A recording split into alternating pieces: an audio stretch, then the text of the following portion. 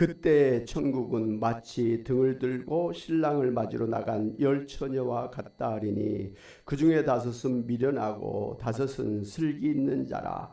미련한 자들은 등을 가지되 기름을 가지지 아니하고 슬기 있는 자들은 그릇에 기름을 담아 등과 함께 가져갔더니 신랑이 더디오므로 다 졸며 잘세 밤중에 소리가 나되 보라 신랑이로다 맞으러 나오라 하매 이에 그 처녀들이 다 일어나 등을 준비할세 미련한 자들이 슬기 있는 자들에게 이르되 우리 등불이 꺼져가니 너희 기름을 좀 나눠달라 하거늘 슬기 있는 자들이 대답하여 이르되 우리와 너희가 쓰기에 다 부족할까 하노니 차라리 파는 자들이 가서 너희 쓸 것을 사라 하니 그들이 사러 간 사이에 신랑이 오므로 준비하였던 자들은 함께 혼인잔치에 들어가고 문은 닫힌지라. 그 후에 남은 처녀들이 와서 이르되 주여 주여 우리에게 열어주소서. 대답하여 이르되 진실로 너희에게 이르노니 내가 너희를 알지 못하노라 하였느니라. 그런즉 깨어있으라. 너희는 그날과 그때를 알지 못하느니라. 아멘. 5월 가정의 달입니다. 여러분 가정 모두 건강하시고 사랑이 넘치는 천국의 가정이 되시기를 축복합니다. 아멘. 이번에 이제 이 5월 달 연휴를 맞이하면서 해외로 여행하는 사람들이 많다고 합니다. 네. 그래서 인천공항에는 엄청난 여행객이 몰려들고 있다고 합니다. 그런데 말입니다. 어떤 사람이 분명히 여행객 차림으로 들떠서 공항에 돌아다니면서 이 사람 저 사람 만나면서 반갑게 인사도 하고 또 웃으면서 대화를 하다가 이제 비행 탑승 시간이 돼서 긴 줄에 함께 서서 차례대로 들어가는데 이상하게 이 사람은 들어가기 직전에 그냥 돌아서서 아무런 일이 없었다는 듯이 또 다시 또 돌아다니면서 또 사람들을 만나서 또 이렇게 웃으면서 이야기를 하고 그렇게 하다가 또 다시 탑승줄을 서기를 반복하는 그래서 끝까지 비행에 탑승하지 않는 사람이 있다고 한다면 여러분은 어떻게 생각하십니까? 비행기표가 없거나 혹은 요건이나 비자가 없는 사람일 것입니다. 실제로 이런 사람이 있어서 2004년도에 터미널이라고 하는 영화로도 제작된 적이 있었습니다. 아마 이런 사람은 모두들 이제 여행객 차림으로 공항에 가는데 자기도 공항에 가고 싶어서 공항에 가서 실컷 공항의 모든 분위기를 만끽하지만 정작 비행기 티켓도 없고 여권 비자도 없어서 비행기를 타지 못하는 사람일 것입니다. 황당한 일이지만 사실 우리 주변에 이런 유의 사람들이 의외로 많이 있다는 것이 문제입니다. 제가 대학교 다닐 때 분명히 이 같이 어울리고 심지어 제가 다니는 그 동아리 모임에도 같이 참석을 하고 같이 또 뭐 파티도 하고 뭐 그랬는데요. 나중에 보니까 우리 그 학교의 대학생이 아니라는 거예요. 근데 그 당시도 그렇고 사실 지금도 그런 사람들이 대학교 캠퍼스에 많이 있습니다. 그런가 하면 결혼식장에 가면 마치 하객인 것처럼 그렇게 또 옷을 단정하게 입고 돌아다니는 사람들이 있습니다. 예. 유명한 연예인이나 정치인 주변에 아주 친한 사람인 것처럼 주변에서 얼씬거리다가 또 같이 또 사진도 찍고 주변 사람들에게 그래서 자기가 그 사람에게 굉장히 친한 사람이라고 자랑을 하는 사람들도 있습니다.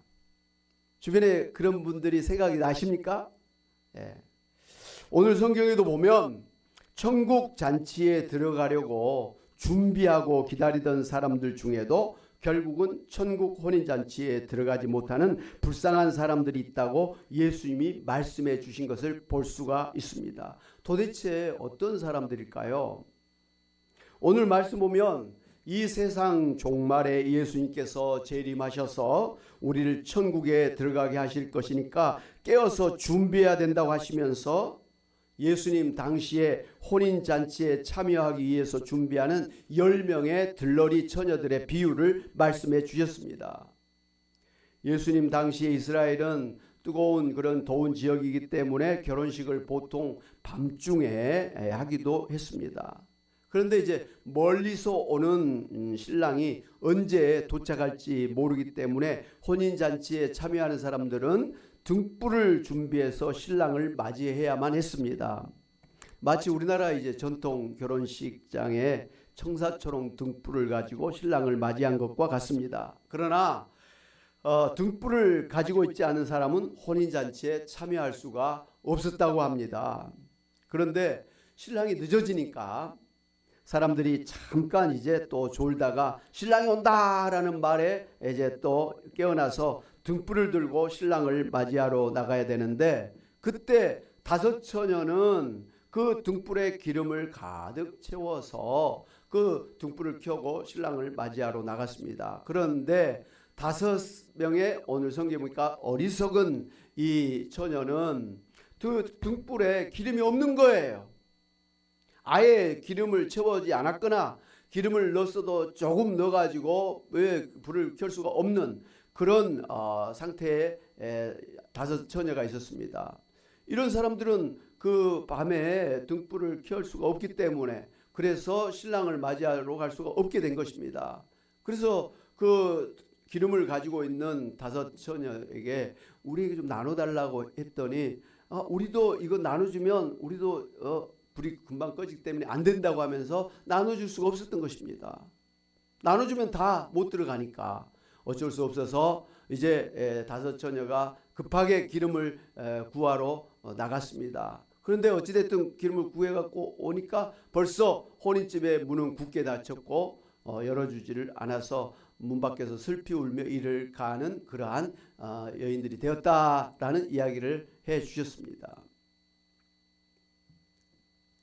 이 비유를 통해서 예수님은 재림하실 예수님을 만나서 천국 혼인잔치에 참여하기 위해서는 그 믿음의 등불을 가지고 있어야 되는데, 언제 예수님이 오시는지 잘 모르니까 항상 믿음의 등불을 준비해서 가지고 있어야 된다라는 그런 말씀을 하신 것입니다. 천국을 사모하고 예수님의 재림을 기다린다고 하면서도 정작 천국에 들어갈 믿음이 없다고 한다면 그 사람은 천국에 들어갈 수가 없는 것입니다. 무늬만 기독교인이지 실상은 믿음이 없는 사람이라고 하는 말입니다. 사랑하는 여러분, 우리는 모두 이 종말의 시대에 다시 오실 예수님을 맞이해서 천국 혼인잔치에 들어갈 준비를 하고 있는 사람들입니다. 그래서 우리가 교회에 나와서 이렇게 예배도 드리고 있는 것입니다. 그러니까 예수님을 맞이하기 위해서는 당연히 기본적으로 예수님에 대한 그 믿음의 등불을 가지고 있어야 됩니다. 왜 그렇습니까? 예수님 믿지 아니하는 사람은 구원을 받지 못합니다. 예수님 믿지 않는 사람은 죄 용서도 없습니다. 예수 믿지 않는 사람은 영생도 없기 때문에 천국에 들어갈 수가 없기 때문입니다. 이렇게 천국 혼인잔치에 참여하기 위해서는 믿음의 등불이 있어야 된다는 것을 예수님 마태복음 22장의 혼인잔치 비유에서도 그렇게 말씀을 해 주셨습니다. 천국은 마치 왕이 자기 아들을 위하여 베푼 혼인잔치와 같다고 했습니다. 그래서 종들을 보내서 길거리 사방에서 악한 자나 선한 자나 장애인이나 병든 자나 관계없이 다 만나는 사람들마다 강권적으로 무조건 천국에 들어오도록 초청을 해 주었습니다. 그래서 그냥 사방대에 있는 사람들이 잘났든 못났든 가지든 가지지 않았던 사람이든지 유식한 사람이든 무식한 사람이든지 다 그 왕의 잔치에 참여하게 되었습니다. 얼마나 정말 축복을 받은 겁니까? 왕의 잔치에, 왕의 아들의 잔치에 초청을 받았으니 그 진수성찬만 해도, 그리고 그 왕의 잔치에 초청 받았던 것만 해도 얼마나 정말 가문의 영광입니까? 그런데 말입니다, 왕이 이제 그 하객들을 쭉 돌아보면서 인사를 하는데 그 중에 한 사람을 왕이 쫓아내라 이렇게 한 겁니다. 누구든지 오라고 해가지고 그 왕의 잔치에 참여를 했는데 왜 이 사람은 쫓겨났느냐는 것이죠. 보니까 예복을 입지 않았다라는 거예요. 지금도 우리가 뭐 결혼식장이랄지 뭐 이런 중요한 그런 자리에 가면 그 양복을 입든지 또 양장을 입든지 아니면 뭐 또 고운 한복을 뭐 입고 그렇게 가지 않습니까? 예. 그건 뭐 너무 당연한 것이죠. 하물며 왕의 잔치에 말이죠. 그런데 그 왕의 잔치에 참여하는 사람들은 일반적인 옷을 입는 게 아니라 그 입구에서 그 준비해 준 특별한 예복이 있습니다. 그래서 그 예복을 입고 그렇게 왕의 잔치에 참여해야만 했던 것입니다. 그런데 이 쫓겨난 사람은 어찌된 영문인지 예복을 입지 않은 거예요. 예복을 줬는데도 그냥 뭐 무시하고 안 입었든지 아니면 뭐 예복을 봤을 때 그냥 몰래 그냥 자기가 그냥 들어가 버렸든지 하여튼간 분명히 초청받아서 들어갈 수 있는 자리인데 예복을 입지 않은 것 때문에 결국은 쫓겨났다라는 것이죠. 얼마나 불행한 일입니까? 얼마나 창피한 일입니까? 예복을 입지 않았기 때문에 그랬다라는 것입니다. 여기서 말하는 예복은 바로 예수님을 믿는 믿음의 예복을 가리키는 것입니다. 오늘 우리가 천국에 들어갈 수 있는 것은요, 우리가 무슨 특별한 공로나 자격이나 선행이나 뭐 이런 것이 있어서 우리가 천국에 들어갈 수가 있는 것이 아닙니다. 성경에 보면 우리 모든 사람은 죄가 없는 사람이 한 사람도 없어요. 그래서 죄가 있는 사람은 결단코 거룩하신 천국에 하나님 앞에 갈 수가 없는 거예요. 이건 마치 뜨거운 태양, 그 불타는 태양을 우리가 맨눈으로 볼 수가 없는 것 같이 거룩하신 하나님을 우리 죄 있는 사람은 볼 수가 없기 때문에 그렇습니다. 그럼에도 불구하고 우리가 하나님 앞에 천국에 갈 수 있는 유일한 비결은 예수님이 우리의 죄를 대신에 십자가에 못 박아 죽였다고 하는 그 사실을 알고 예수님을 나의 구원자라고 믿는 것입니다. 믿으면 누구든지 모든 죄가 다 용서를 받고 깨끗하게 되어서 하나님 앞에 설 수가 있게 되는 것입니다. 천국에 들어갈 수 있는 그런 길이 열리는 것입니다. 그러니 천국에 들어가기를 원한 사람은 예수님을 믿어야만 되는 거예요. 예수님의 그 믿음의 예복을 입어야만 되는 겁니다. 아무리 세상에서 부귀영화를 누리고 권력을 가지고 그런 재물을 가졌다 할지라도, 아무리 세상에 좋은 옷을 입고 있다 할지라도 예수님의 예복을 입지 아니하면 천국에 들어갈 수가 없기 때문에 그렇습니다. 사랑하는 여러분, 앞에서 예수님께서 예언하신 종말의 징조를 보면 그 신앙을 끝까지 붙들고 있기가 어려운 환난과 핍박의 어두운 밤과 같은 종말의 때가 올 것입니다. 아니, 이미 그 종말의 때가 왔습니다. 여러분, 이 세상 돌아가는 거 봐보세요. 생각지 않은 그 전쟁이 지금 3년째 되어지고 있고, 또 지금도 꼭 군사적인 전쟁이 아니라 관세 전쟁이라 가지고 지금 나라들이 힘들어하고, 그것 때문에 그 기업이 파산이 되어지고 직장을 잃어가는, 물가는 지금 다 올랐어요. 미국도 그렇고 우리나라도 지금 물가가 다 오르고 있습니다. 이게 뭐 때문에 그렇습니까? 관세 전쟁 때문에 그런 거예요. 그런데 그걸 또 안 할 수가 없다고 합니다. 그런 걸 안 하면 또 미국의 입장에서는 미국이 또 망한다고 합니다. 그러니까 미국이 살기 위해서 그런 이제 관세 정책을 펼쳐 나가는데, 고스란히 미국뿐만 아니라 전 세계 모든 나라, 우리나라가 지금 특별히 굉장히 좀 어려움을 당하고 있는 것 아시지 않습니까? 이런 일도 황당한 일이죠. 어떻게 관세를 갖다가 120%까지 내고 25%를 내고 이거 어떻게 장사를 하겠습니까?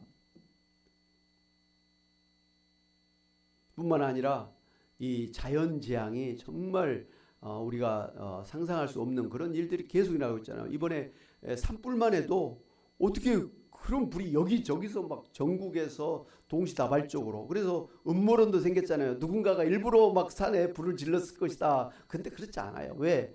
그런 불은 우리나라만 있는 게 아니라 북한 땅에도 있었고 일본 땅에도 있고 미국 땅에도 지금도 일어나고 있는 일이에요.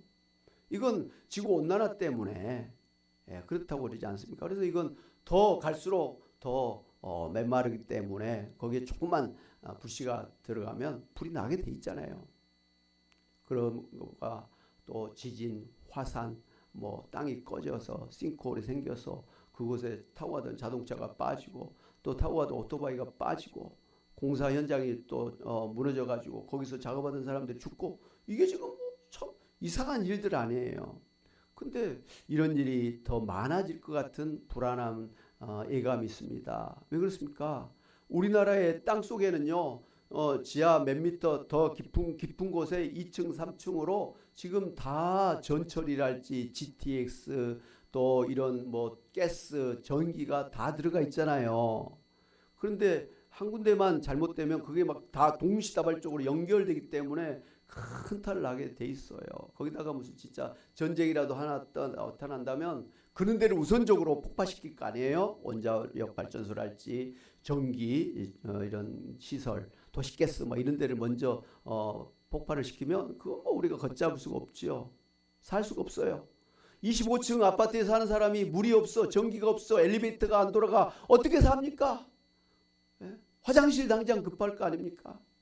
큰 탈 나는 거예요. 근데 이런 일들이 지금 계속해서 우리 주변에 많이 일어나고 있는 거예요. 이게 바로 종말의 징조들이에요. 사람의 마음이 강팍해지고 있어요. 이 가족끼리도 얼마나 힘든 세상을 살고 있는지 몰라요. 부부 사이도 얼마나 힘든지 몰라요. 부모 자녀 간에도 얼마나 힘든지 몰라요. 형제와 자매 간에도 친구 사이도 교회 안에서도 얼마나 힘든지 몰라요. 이상해. 굉장히 사람들의 마음이 강팍해지고 있어요. 그러면 힘든 거 아니에요. 상처받고 싸우고 다투고 헤어지고 뭐 이런 일들이 막 계속해서 일어나고 있는 것입니다. 바로 이러한 종말의 시대가 이미 우리 앞에 지금 와 있다라고 예수님은 말씀을 해주셨습니다. 그 종말의 마지막에 예수님이 재림하신다. 그래 예수님이 재림하실 때 어떤 사람이 예수님을 맞이해서 천국에 들어가느냐? 바로 예수님을 믿는 믿음의 예복을 입는 사람이 바로 예수님을 맞이해서 천국에 들어갈 수가 있다라는 것입니다.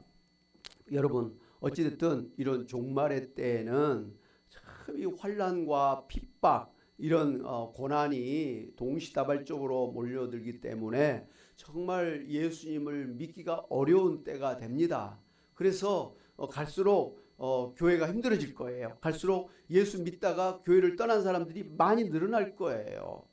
그건 뭐 예수님께서 예언하신 말씀대로 되는 거예요. 그러므로 그 믿음의 예복을 끝까지 입고서 재림하시는 예수를 만나서 천국에 들어가려면 어떻게 해야 됩니까? 그 모든 환난과 핍박과 고난과 어려운 환경이 닥쳐올지라도 끝까지 예수님 믿어야 되는 것입니다.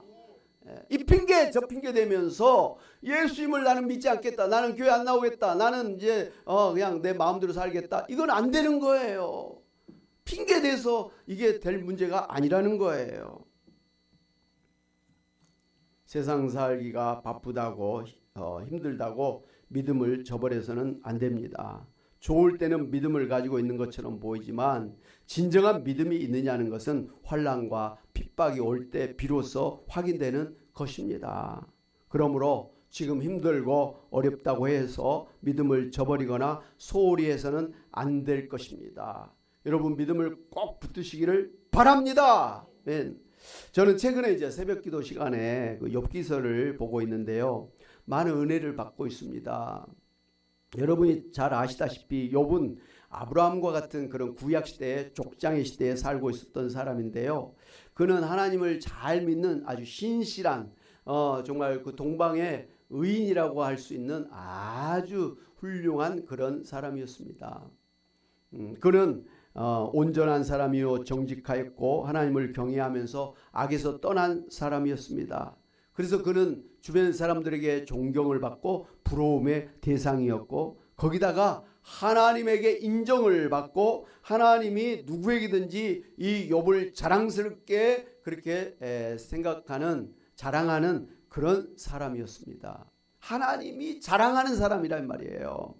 그런데 그런 그에게 갑자기 우환이 찾아와서 도적들이 양과 소와 낙타를 잡아가고 그 종들을 잡아 죽이고 갑자기 하늘에서 불이 떨어져서 재산이 불타버렸습니다. 거기다가 10명의 아들 딸들이 잔치를 하다가 갑자기 집이 무너진 바람에 한꺼번에 다 죽고 말았습니다. 거기다가 욥의 전신에 머리에서 발끝까지 악창이 생겨서 고름이 생기고 가려움증이 있어서 기왓장을 가지고 빡빡 몸을 긁어서 온몸에 피가 막 흐르는 아주 그런 불쌍한 인생이 되고 말았습니다. 그 모습을 보고서 그 부인이 욥에게 하나님을 욕하고 차라리 죽으세요. 어떻게 사람이 이렇게 살 수가 있습니까? 당신이 믿는 하나님이 정말 살아계신다면 어떻게 그렇게 정직하게 하나님을 잘 믿는 당신에게 이런 저주를 내릴 수가 있습니까? 그런 하나님 믿지 마세요. 차라리 하나님을 저주하고 죽어버리세요. 이렇게 사는 게 무슨 사람이에요? 그렇게 할 정도로 아주 비참한 그런 형편에 떨어지고 말았습니다. 그런데 말입니다. 그런 이 재물이 없어지고 또 사람들에게 미움을 받고 손가락질을 받고 또 그런 어려움을 당한 몸에 병이 나가지고 정말 하루하루 견디기 힘든 그런 상황에 빠진 이 욥임에도 불구하고 그가 결코 하나님을 원망하거나 하나님을 저주하지 아니하고 하나님 앞에 악을 행하지 아니했다고 했습니다. 그러면서 내가 하나님 앞에 엎드려 예배를 드리면서 내가 모태에서 알몸으로 나와 싸운즉 또한 알몸으로 돌아가올지라 주시니도 여호와시요 거두시니도 여호와시오니 여호와 이름이 찬송을 받으실지니라 하면서 그 마음에 입에 어떤 악을 범죄를 하지 아니한 그 욥의 모습을 볼 수가 있습니다. 욥은 그런 어려움 속에서도 내가 고난 당한 뒤에는 정금같이 나오리라고 하면서 끝까지 그 하나님 믿는 믿음을 지킨 결과 하나님께서 욥에게 갑절로 축복을 해주셨습니다. 할렐루야. 당장은 이해할 수 없는 그런 고난과 환난이 막 동시다발적으로 뭐 물질적인 문제, 건강의 문제, 자녀들이 어렵게 되고 내 자신이 막 병이 생겨서 곧 죽을 것 같은 그리고 사람들에게 비난받고 손가락질을 받는 그런 참 어려운 그런 상황에 처했지만 그럼에도 불구하고 하나님을 믿고 하나님께서 지금까지 인도하신 하나님이 앞으로도 인도하실 줄 믿습니다. 하나님의 뜻이 있는 줄로 믿습니다 하면서 하나님 앞에 오히려 찬송하면서 예배를 드렸다 이것이죠. 그런 믿음을 하나님께서 기쁘게 받으실 수밖에 없고 그런 믿음을 사탄 마귀가 시험하러 갔다가 그냥 한 길로 왔다가 7길로 도망가 버리지 않습니까? 할렐루야. 여러분 그런 욥과 같은 믿음을 끝까지 가지시기를 바랍니다. 가지셔야만 됩니다. 사랑하는 여러분, 요즘에 우리 주변을 보면 예수 믿다가도 경제적인 어려움을 당하거나 병이 들거나 가정에 우환이 생기거나 사람들 사이에 상처를 받으면 시험에 들어서 예수 믿는 믿음을 저버리고 교회를 떠나서 심지어 불교나 천주교나 심지어 이단으로 가는 사람들도 있다고 합니다. 그러니 이 종말의 시대에 예수님 재림을 맞이해서 천국에 들어가기 위해서는 항상 예수님 믿음의 등불을 준비해서 믿음의 등불이 꺼져서는 안 되겠습니다. 그러므로 정신을 가다듬어서 여러분의 신앙을 점검하고 우선적으로 충만한 믿음의 등불을 가지도록 힘쓰시기를. 그래서 예수님 다시 오시는 그날에 예수님을 기쁨으로 맞이해서 예수님과 함께 천국의 혼인잔치에 들어가서 천국의 영생을 누리시는 여러분이 다 되시기를 주님의 이름으로 축원합니다. 아멘. 우리 말씀을 생각하면서 같이 한번 찬양하겠습니다. 찬송가 175장입니다. 신랑 되신 예수께서 다시 오실 때 밝은 등불 들고 나갈 준비 됐느냐? 박수면서 한번